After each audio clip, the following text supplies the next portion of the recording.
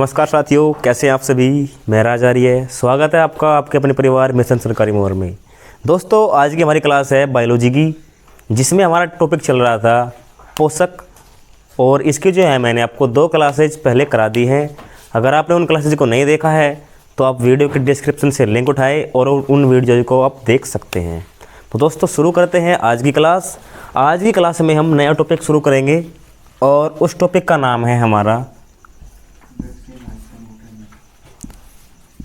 Vitamin. ठीक है दोस्तों, आज का टॉपिक है हमारा विटामिन। दोस्तों, पहले इसका थोड़ा बैकग्राउंड जानते हैं, बेसिक बैकग्राउंड। तो सबसे पहले जानते हैं कि विटामिन की खोज सर्वप्रथम किसने की थी। विटामिन के खोजकर्ता। तो दोस्तों, विटामिन के खोजकर्ता थे लोनिन।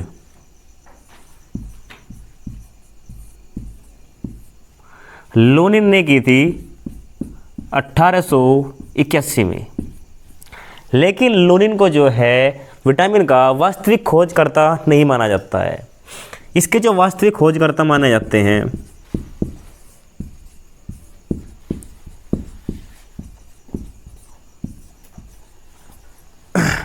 वो हैं फंक।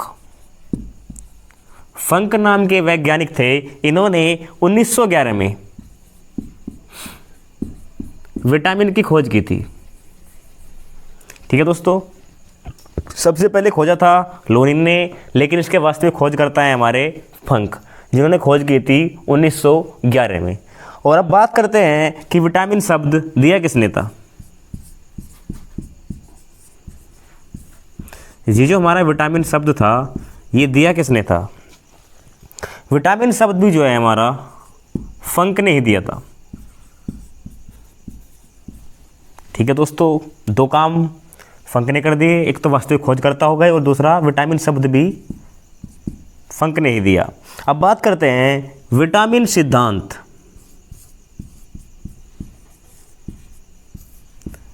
विटामिन सिद्धांत या विटामिन थ्योरी किस वैज्ञानिक ने दी थी। दोस्तों, सन 1912 में हॉपकिंस नाम के वैज्ञानिक थी। इन्होंने जो है विटामिन सिद्धांत या विटामिन थ्योरी कहें, विटामिन सिद्धांत दिया था हॉपकिंस ने। कब दिया था? सन 1912 में। दोस्तों, जानते हैं विटामिन के बारे में कुछ और।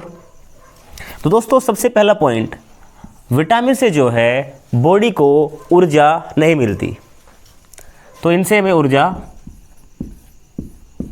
नहीं मिलती। लेकिन इनकी कमी से लेकिन अगर हमारे शरीर में विटामिन नहीं होंगे तो इनकी कमी से मानव शरीर में रोग हो जाएंगे।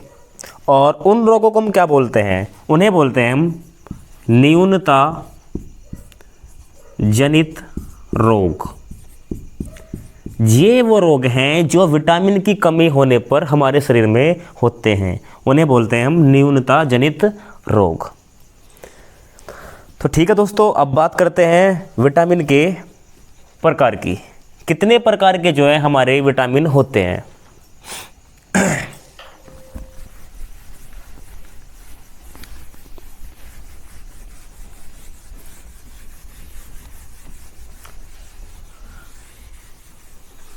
तो बात करें मुख्यतः विटामिन जो होते हैं, ये होते हैं हमारे 2 प्रकार के। इसके टाइप्स होते हैं हमारे,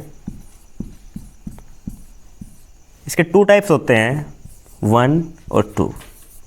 पहले प्रकार के विटामिन हमारे वो हैं जो जल में घुलनशील होंगे, यानी जल में घुलनशील विटामिन। और नंबर 2 की बात करें, वसा में घुलनशील विटामिन। ठीक है दोस्तों। विटामिन दो प्रकार के होते हैं, एक तो वो जो हमारे जल में घुल सकते हैं और दूसरे वो जो हमारे वसा में घुल सकते हैं। तो जानते हैं कौन कौन से ऐसे विटामिन हैं जो जल में घुलते हैं और कौन कौन से वे हैं जो हमारे वसा में घुलते हैं। जल में घुलने वालों की बात करें तो हमारे पास केवल दो ही ऐसे विटामिन हैं जो जल में घुल सकते हैं, विटामिन बी और विटामिन सी। इसके अलावा जो विटामिन जो हमारे वसा में घुल सकते हैं वे विटामिन हैं हमारे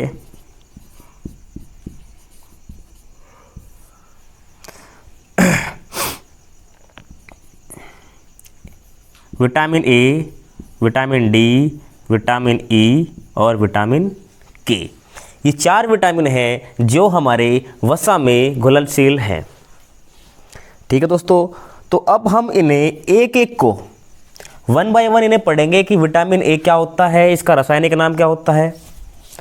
ठीक है दोस्तों, तो शुरू करते हैं वसा में घुलनशील विटामिन के साथ।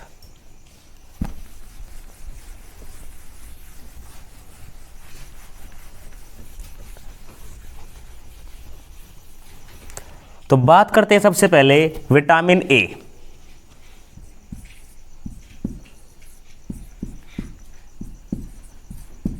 विटामिन ए दोस्तों, विटामिन ए सबसे पहले इनसे क्वेश्चन बनता है कि इन विटामिनों के रासायनिक नाम क्या होते हैं। तो जानते हैं विटामिन ए का रासायनिक नाम हमारा क्या है।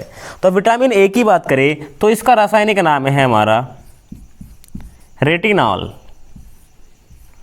ठीक है दोस्तों, तो विटामिन ए का नाम क्या है, रेटिनॉल। और इसकी कमी से होने वाले रोग भी पूछे जाते हैं। तो विटामिन ए की कमी से कौन सा रोग होता है। विटामिन ए की कमी से आंखों में होता है रतौंधी। विटामिन ए की कमी से होता है हमारा रतौंधी रोग। और दोस्तों इसकी खास बात, जो विटामिन ए है ये जो है बच्चे को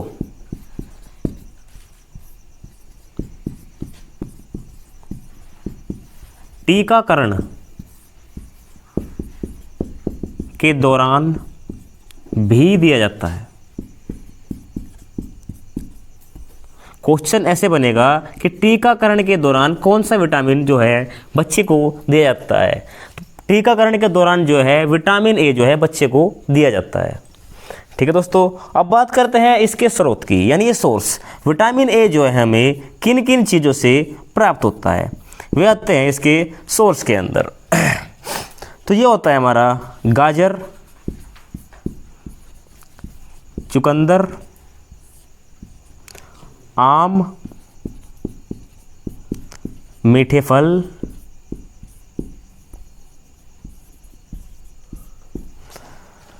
मछली का तेल,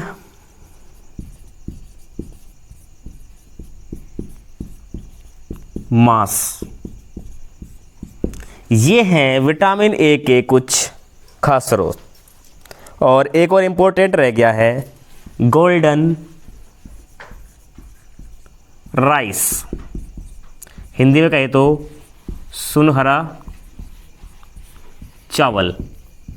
ये भी हमारा विटामिन ए का स्रोत है। तो ठीक है दोस्तों, तो ये थी हमारी बातें विटामिन ए को लेकर, इसका रासायनिक नाम और इसकी कमी से होने वाला रोग होता है हमारा रतौंधी।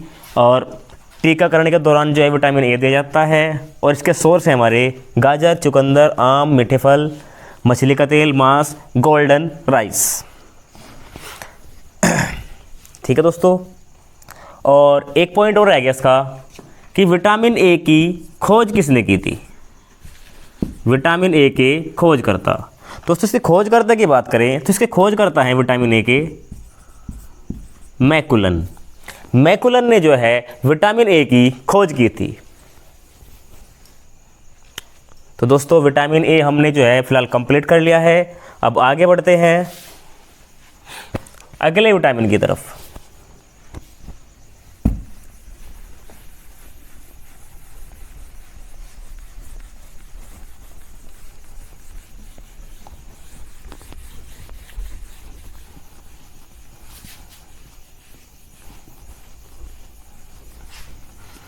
अब हम जानते हैं विटामिन डी के बारे में।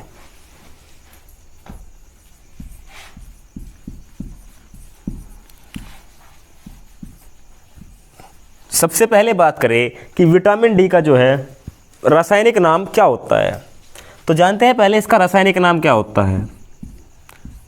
इसका रासायनिक नाम है कैल्सीफेरोल। ठीक है दोस्तों, विटामिन डी का रासायनिक नाम है कैल्सीफेरोल। और अब जानते हैं कि इसकी कमी से कौन सा रोग होता है। कमी से दोस्तों विटामिन डी की कमी से रोग होता है रिकेट्स। और रिकेट्स जो रोग होता है ये किस में पाया जाता है, ये होता है छोटे बच्चों में। और इसका दूसरा नाम भी है सूखा रोग। रिकेट्स को ही हम सूखा रोग बोलते हैं और ये होता किस में है, छोटे बच्चों में, विटामिन डी की कमी कारण। अगर ये तो थी बच्चों की बात, अगर वयस्क में विटामिन डी की कमी हो तो उससे होने वाला रोग कौन सा है, तो उसकी बात करें तो वो है हमारा ओस्टियोमेल्सिया। ओस्टियोमेल्सिया रोग होता है वयस्क यानी जो युवा पीढ़ी है उसमें, कब, विटामिन डी की कमी होने के कारण। बच्चे में होता है रिकेट्स। ठीक है दोस्तों, और इसका एक उपनाम भी है, इसे हार्मोनल विटामिन भी कहा जाता है। ठीक है दोस्तों, इसे हार्मोनल विटामिन भी कहा जाता है।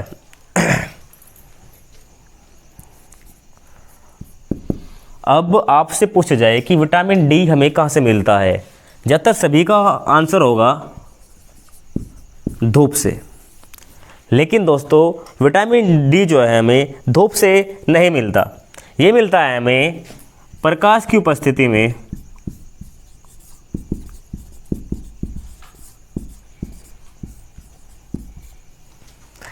त्वचा में कोलेस्ट्रॉल,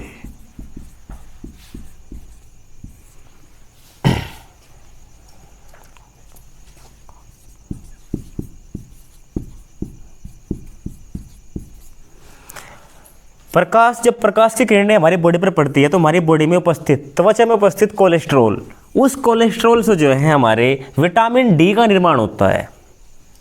ठीक है दोस्तों, अब आगे बात करते हैं इसके खोजकर्ता, विटामिन डी के खोजकर्ता, यानी विटामिन डी के खोजकर्ता कौन है, तो इसके खोजकर्ता हैं हॉपकिंस। हॉपकिंस ने विटामिन डी की खोज की थी।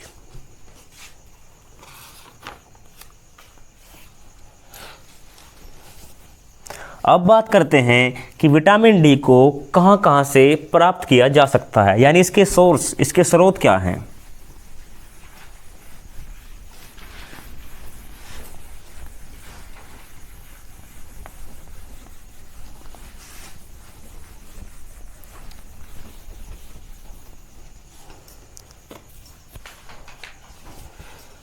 इसके सोर्स की बात करें तो इसके सोर्स हैं दूध, अंडा, दाल, चना, हरी सब्जी।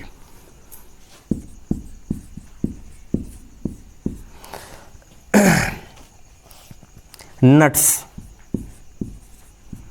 में आते हैं हमारे जैसे मूंगफली और बादाम, इनसे भी विटामिन डी हमें प्राप्त होता है। मांस और मछली का तेल,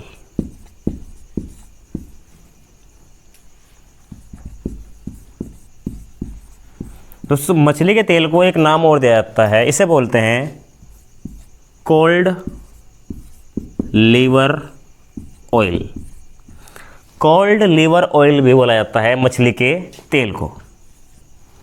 तो दोस्तों ये थी बात विटामिन डी को लेकर। इसका रासायनिक नाम होता है हमारा कैल्सीफेरोल। इसके खोजकर्ता थे हमारे हॉपकिंस। तो दोस्तों जो इसके मोटे मोटे पॉइंट थे जो एग्जाम में पूछे जाते हैं वो हमने कंप्लीट कर लिए हैं। और अब आगे बढ़ते हैं अगले विटामिन की तरफ।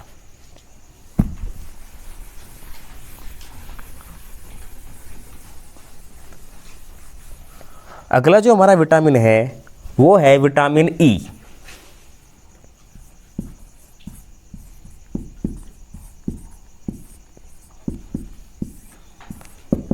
विटामिन ई के रासायनिक नाम की बात करें तो इसका रासायनिक नाम होता है टोकोफेरोल। टोकोफेरोल जो है विटामिन ई का रासायनिक नाम है। ठीक है दोस्तों। और इसके कुछ उपनाम भी हैं।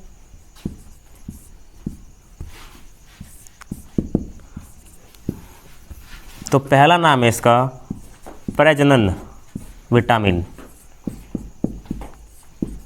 ये विटामिन प्रजनन करने में भी सहायक होता है, तो इसलिए इसे प्रजनन विटामिन भी कहा जाता है। किसे? विटामिन ए को। ब्यूटी विटामिन भी इसे कहा जाता है। ठीक है दोस्तों, ब्यूटी विटामिन भी इसे कहा जाता है। और एंटी एजिंग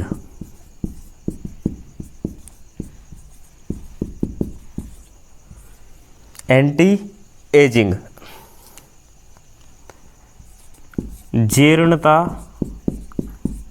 रोधी विटामिन। अब ये होता क्या है? एंटी एजिंग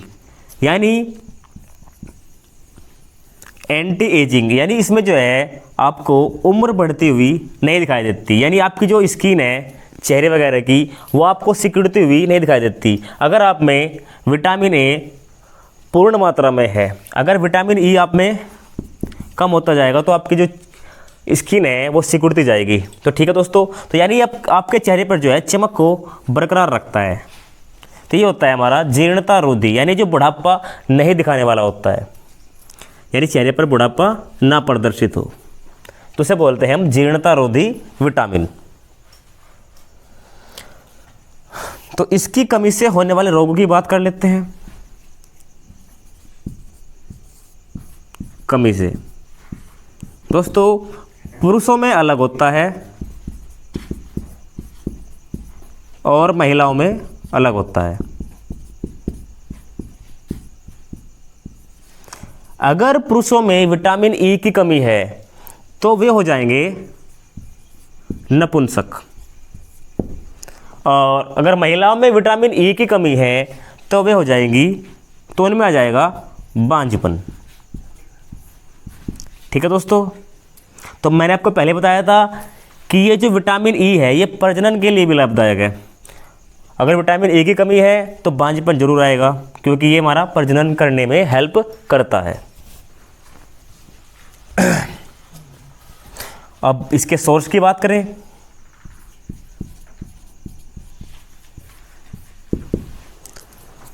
कोकोनट ऑयल,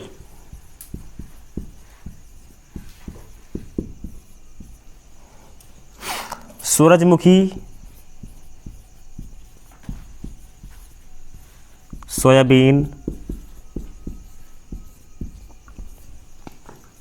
का तेल, यानी जितने भी हमारे तेल हैं उनमें जो है हमारा विटामिन ई पाया जाता है। कॉटन सीड, कॉटन सीड होता है जो हिंदी में बोलते हैं दोस्तों बिनोला। इसमें भी जो है हमारा विटामिन ई पाया जाता है। इसके अलावा जितने भी हमारे नट्स हैं, मूंगफली और बादाम, इनमें भी हमारा विटामिन ई पाया जाता है।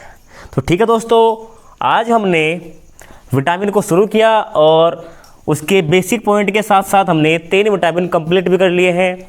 विटामिन ए, विटामिन डी और विटामिन ई। तो दोस्तों आज के लिए इतने काफ़ी है, मिलते हैं अपनी अगली क्लास में। तो दोस्तों अगर आज आपको वीडियो पसंद आई हो तो वीडियो को लाइक कीजिए, शेयर कीजिए और चैनल को सब्सक्राइब कीजिए। Thank you very much.